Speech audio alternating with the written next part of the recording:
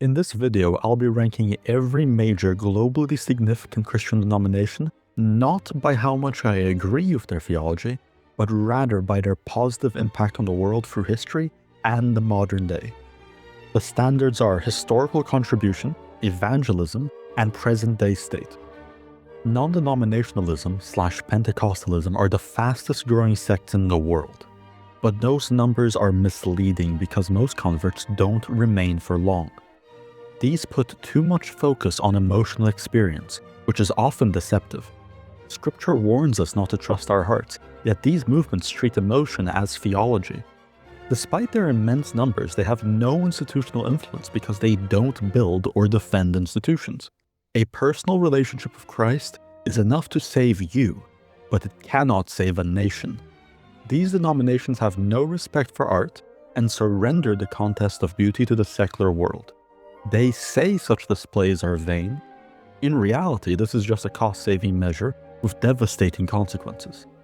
Christian worship that should be awe-inspiring has turned into Christian pop, which is torturous theological fast food. I guess that's fitting, since most are strip mall churches. D tier. Eastern Orthodoxy has historically remained within its own regions, but that doesn't diminish its contributions. Its greatest achievement is its survival. Orthodoxy endured the Soviet Union, the most aggressively atheist regime in history, a state that intentionally tried to annihilate it. Today the Soviets are gone, and Orthodoxy remains. That alone is remarkable. However, its Caesaro-Papist tendencies limit its ability to hold rulers accountable, and its focus on preservation over expansion restricts its global influence. Still, the evangelization of the Slavs was a massive success. A tier. I'm grouping Lutheran and Reformed traditions together because their historical impact is very similar. As a Protestant myself, I still cannot rank them among the top, because the Reformation ultimately was a catastrophic failure. Its goal was to reform the church, not fracture it into countless pieces. Luther and Calvin couldn't even avoid splitting from each other over a non-essential, and that schism poisoned the Reformation from the start. Worse, look at many traditional Protestant churches today. Many openly deny the gospel. It's shameful. Doesn't erase the good they've done. They were pioneers in literacy, Bible translations, and bringing theology to the layman. Their missionary waves in the 19th and 20th centuries were massive, some of the largest in history. They built extraordinary societies, but eventually collapsed under their own success. B tier. Anglicanism had an interesting start, which I'm sure Anglicans love to hear repeated over and over. Still, Anglicanism had a real positive impact for most of its history, allowing for both Catholic and Protestant elements in their church. It became the closest thing to a model of a reunited body after the Reformation. Anglicans were also crucial in movements like abolition, but it also suffered from the same ills as other Protestant denominations, and has recently undergone a schism due to its abandonment of biblical principles. A shameful state of affairs for such an illustrious history. B tier. Methodism split from Anglicanism in response to spiritual stagnation. It went on to form impressive organizations dedicated to good, including the Salvation Army, and was foundational in abolition, early education, and the temperance movement. But like Anglicanism, its institutions have largely collapsed in recent decades, weakening the impact of the entire denomination. C tier.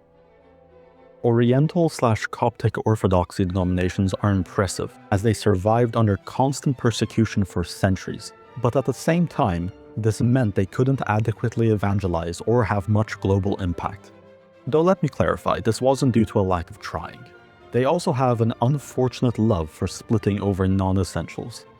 C tier. Baptist / Congregationalist denominations offer a strong system of evangelism, and unlike other historic reformers, their institutions have not kowtowed to modernism, maintaining their doctrinal purity in practice. Despite this, their hyper-individualism has reduced how much impact they actually have. They produce great Christian individuals, but fail to produce or maintain great Christian societies, as evidenced by how badly they lost the culture war. C tier.